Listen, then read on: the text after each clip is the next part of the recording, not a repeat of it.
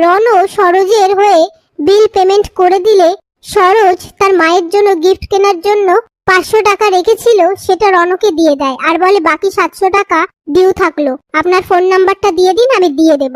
রন বলে এরকম 500-700 টাকা আমি রোজ দান করে দিই, আপনার থেকে 500 নিলাম আর বাকি 700 দান করে দিলাম। এই বলে সেখান থেকে বাইরে বেরোলে অর্ণব ফোন করলে রন রেগে সরোজের কথা অর্ণবকে শোনায়। অর্ণব বলে তুই এত রেগে আছিস কেন?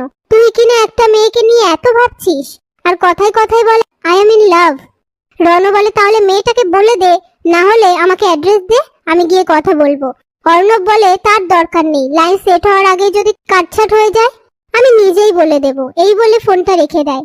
এরপর অর্ণব সরোজকে ফোন করলে সরোজ রেগে রেগে রনর কথা অর্ণবকে শোনায়। অর্ণব বলে তুমি একটু জল খেয়ে নাও। সরোজ বলে আমি আজ কলেজে একটু লেট করে যাব, আমি অ্যাবসেন্ট হয়ে যাব না তো? অর্ণব বলে না না, কিন্তু তোমার সাথে আমার একটা কথা আছে। সরোজ বলে ঠিক আছে। এই বলে ফোনটা রেখে দেয়। রাত্রিবেলা বিনয় তাদের পুরনো বাড়ির সামনে এসে চিৎকার চেঁচামেচি করলে সরোজ সেই রাস্তা দিয়ে যাওয়ার সময় বিনয়কে দেখে বলে আপনি এখানে কি করছেন? আমি একজন সাংবাদিক, এক্ষুনি ভিডিও করে নিউজ করে দেব।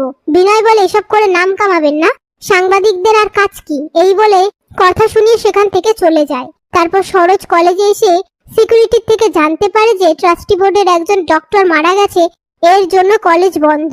এই কথা শুনে সরোজ বাড়ি চলে যেতে গেলে সরোজের বন্ধু এসে বলে আমরা সবাই ক্যান্টিনে খেলা দেখছি, তুইও চল, অর্ণব স্যারও আছে।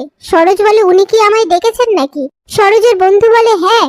এই কথা শুনে সরোজ ক্যান্টিনে আসলে অর্ণব সরোজের জন্য সুপি নুডলস আনে।